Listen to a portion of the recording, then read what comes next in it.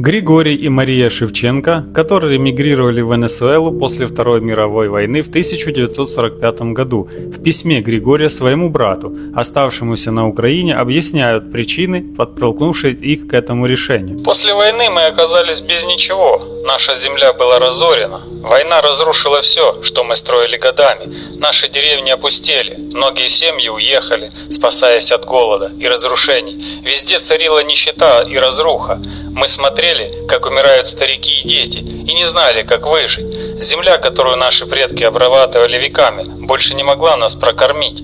Остаться означало просто ждать конца, медленно умирать от голода, болезней и отчаяния. Основной проблемой на родине была полная экономическая разруха после войны. Григорий с семьей потеряли не только дом, но и надежду на будущее.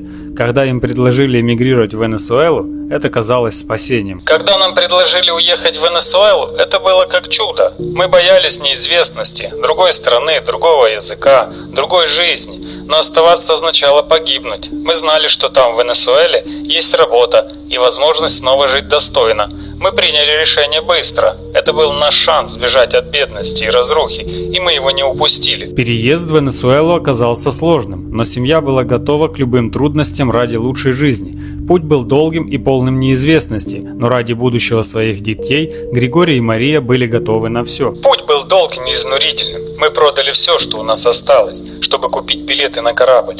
На корабле было тесно, люди страдали от морской болезни, многие дети болели. Мы с Марией старались держаться, но было трудно видеть, как наши дети устают и теряют силы.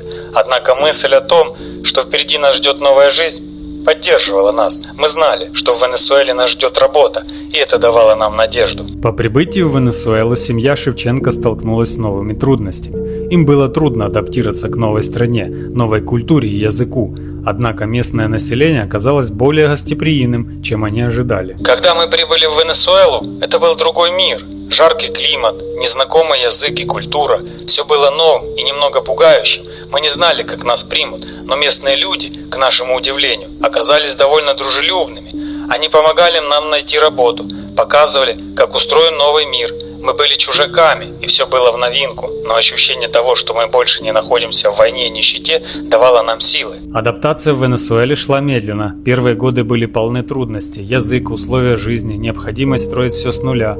Однако, несмотря на все испытания, Григорий и Мария смогли наладить свою жизнь в новой стране. Первое время было очень тяжело. Мы не знали языка и могли общаться только жестами. Жили в бедных районах, где условия были далекими от тех, к которым мы привыкли.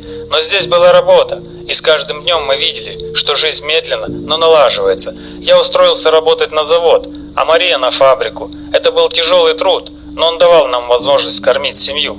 Со временем мы начали учить испанский. Наши дети пошли в школу и выучили язык быстрее нас. Мы знали, что это наш новый дом, и мы должны сделать все, чтобы он стал для нас родным. Семья Шевченко, как и многие другие мигранты, прошла через множество трудностей, но их решимость и вера в лучшее будущее помогли им адаптироваться к жизни в Венесуэле. Теперь они могли дать своим детям возможность жить в мире, без страха войны и голода. Мы все еще скучаем по дому, по тем местам, где мы выросли, но здесь, в Венесуэле, мы обрели новый дом. Наши дети уже не помнят той бедности и войны, от которой мы бежали. Они растут свободными и счастливыми, и ради этого стоило пройти через все тяготы пути. Теперь мы можем смотреть в будущее с надеждой, зная, что сделали правильный выбор.